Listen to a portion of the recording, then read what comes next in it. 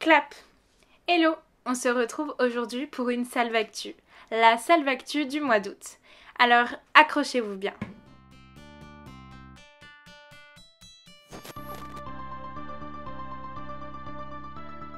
Pour ceux qui sont nouveaux sur la chaîne ou qui n'auraient pas vu les dernières vidéos, la salve actu c'est tout simplement l'actualité des faits divers durant le mois. Donc là, on parle aujourd'hui du mois d'août. On commence avec le dimanche 1er août.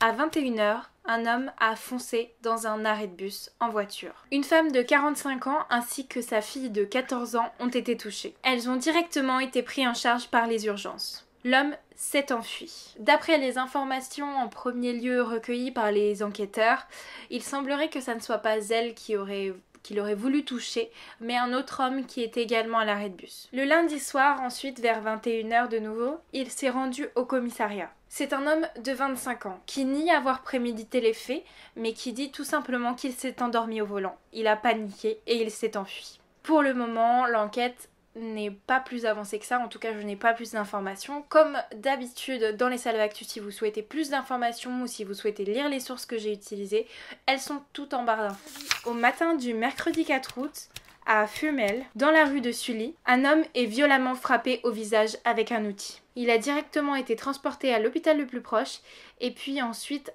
rapatrié à Bordeaux. Ses jours ne sont pas en danger mais il est gravement blessé. C'est un homme d'une vingtaine d'années qui était chez sa mère actuellement pour l'aider à déménager.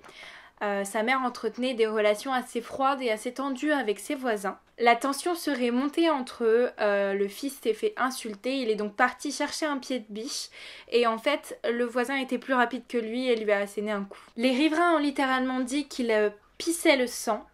Du coup, l'un d'eux a prévenu la police. Celle-ci est arrivée rapidement pour séparer les deux hommes. Les militaires sont arrivés pour justement rechercher l'homme qui s'était enfui, qui a frappé. Il a ensuite été placé en garde à vue à Fumel. Le parquet d'agents attend d'avoir plus d'informations concernant cette dispute. Il parle actuellement d'une tentative d'homicide.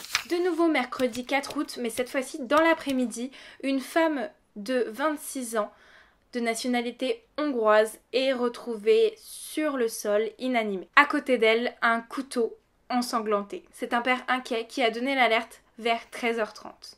Effectivement, son fils de 31 ans, qui est malade, atteint de schizophrénie, avait des propos vraiment étranges. Il l'a vu dans la rue comme ça un petit peu étrange. Il a décidé de se rendre chez lui et c'est là qu'il a trouvé le corps de cette femme avec un couteau à côté. Le meurtrier donc présumé est interpellé, il a été placé en garde à vue mais incapable de dire quoi que ce soit car trop emmuré en fait dans sa maladie avec ses problèmes. Il a été placé en hôpital psychiatrique et actuellement la police ne peut pas tellement avancer sur son témoignage. Il serait sans doute son compagnon. Cette fois-ci un fait divers qui s'est passé début août mais je n'ai pas la date exacte. En fait c'est une affaire qui m'a un peu touchée. Vous allez voir pourquoi. Donc je me suis permise d'en parler, c'est un fait divers un peu autre. C'est un petit garçon qui dans le sud de l'Angleterre promenait son chien à proximité de chez lui. Un homme s'est approché de lui a demandé le nom de son chien et il lui a littéralement arraché des mains. Le petit garçon est directement rentré chez lui pour prévenir sa famille, complètement choqué. La famille avait retrouvé une vidéo de caméra de surveillance qui a filmé la scène. Tout internet s'est mobilisé pour soutenir cette famille. Fort heureusement, le lendemain, le chien était retrouvé dans un parc à proximité. Le petit garçon était vraiment très soulagé de retrouver son chien. Il est encore extrêmement choqué de ce qui s'est passé, d'autant plus que voilà, il était seul, il était complètement paniqué, il en a fait des cauchemars et il est vraiment heureux d'avoir retrouvé son chien. Il a dit « C'est le plus grand soulagement de ma vie ». Le jeudi 5 août, Yannilis Bader a vécu un vrai drame. Elle était en train de coiffer une femme lorsqu'elle a entendu des cris. C'était la femme du tabac d'à côté qui lui a dit d'appeler la police. C'est les deux personnes de l'épicerie asiatique qui se sont fait poignarder par un déséquilibré. Elle était extrêmement sonnée, elle a donc décidé de contacter le 17 afin de prévenir la police. La police décroche à 10h37, ensuite elle va appeler le 15 à 10h38. La personne qu'elle a eue ne comprenait pas ce qu'elle disait et donc lui a raccroché au nez. Elle pense que c'est une erreur, donc à 10h39, elle rappelle et de nouveau, encore choquée, essaye d'expliquer la situation et lui prie de ramener du secours. La personne au téléphone lui dit « Madame, je veux parler à quelqu'un de français ». Elle se fait donc encore raccrocher au nez, elle va rappeler une troisième fois, puis se faire raccrocher au nez. Cette femme, effectivement, a un accent, mais parle français. Elle a passé ses diplômes, elle tient un travail en France, elle arrive à tenir une conversation en français. Au même moment, les 2 personnes à terre qui se sont fait poignarder se vident de leur sang. Il est impératif de faire vite. Yannilis va cette fois-ci de nouveau contacter le 15 et leur passer le policier qui est arrivé sur place. Celui-ci va leur dire « Qu'est-ce que vous foutez ?» puisque la police, elle, était arrivée sur place. Selon le bulletin d'information du service départemental d'incendie et de secours de la Vendée, la demande d'assistance a été enregistrée à 10h44. Or, cette femme appelle depuis déjà 10h38. D'après certains témoins, les gyrophares ont commencé à être vus à partir de 11h. Cette femme a été grandement choquée du comportement des personnes, de la personne qu'elle a eue au téléphone, de la femme, qui clairement ne voulait pas comprendre ce qu'elle disait. Elle était complètement choquée, elle voulait porter secours à ces personnes. Mais si elle n'avait pas insisté plus que ça, les personnes ne seraient plus en vie actuellement.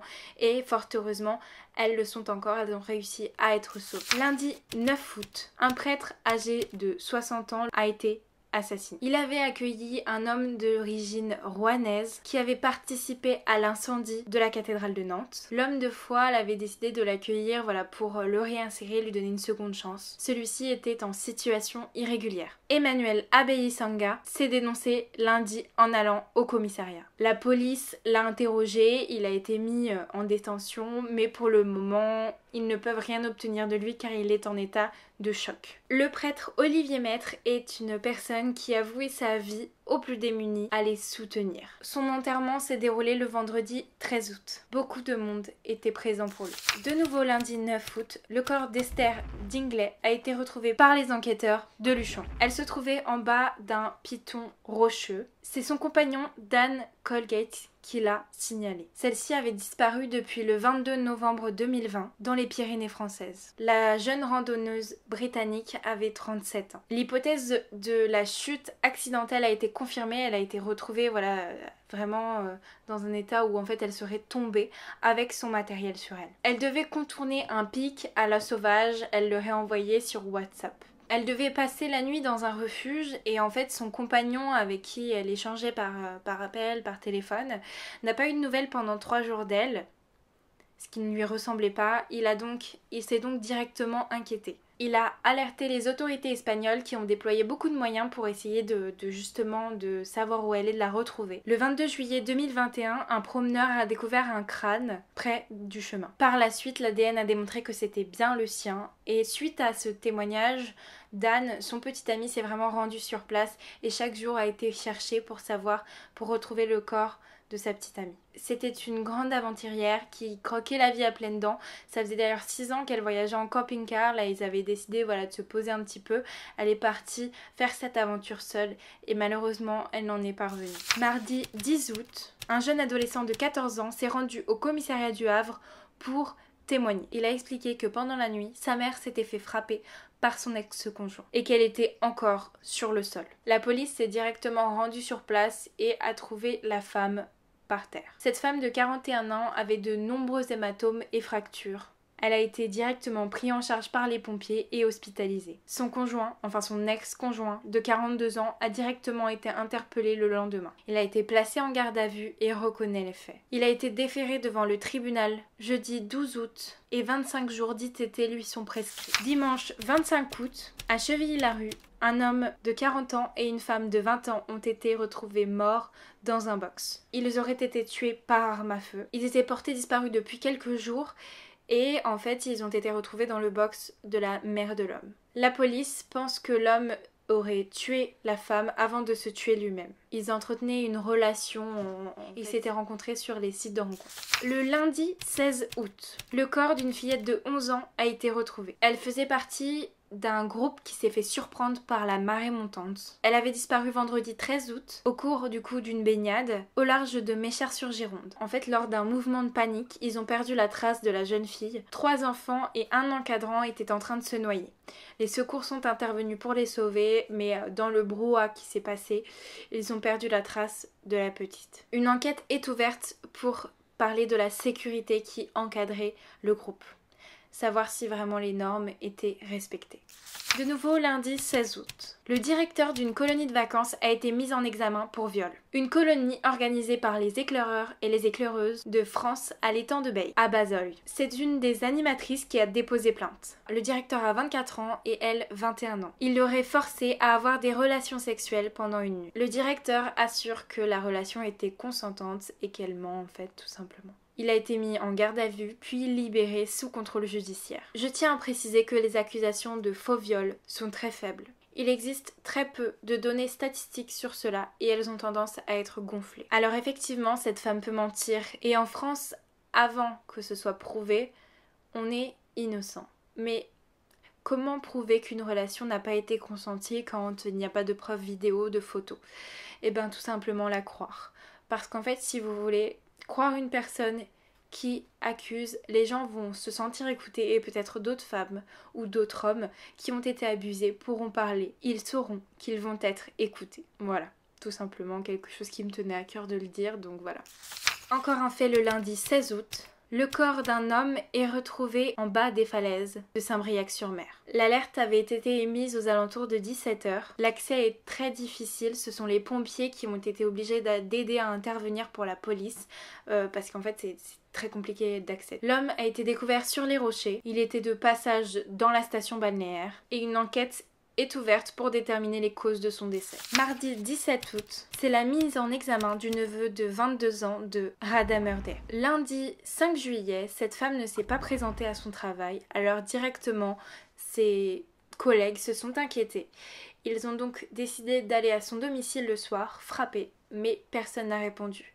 Elle a donc prévenu la police, puisque ça ne ressemblait pas du tout à Rada de ne pas venir au travail et surtout de ne pas prévenir. On apprend ensuite que personne n'a de nouvelles d'elle depuis vendredi. Ce sont les pompiers qui sont passés par la fenêtre et ont découvert le corps sans vie de la femme dans la cuisine. À côté d'elle, un couteau ensanglanté. Elle aurait subi une vingtaine de coups de couteau dans son appartement du 20e arrondissement. Pour le moment, on n'en sait pas plus, mais son neveu a été mis en examen. Si vous souhaitez plus de précisions sur cette enquête, je vous invite à aller voir les sources que j'ai mis. Il y a plus de précisions, mais c'est vraiment pas le but des Salvactu de passer énormément de temps sur les faits, justement. L'idée, c'est de faire des infos flash.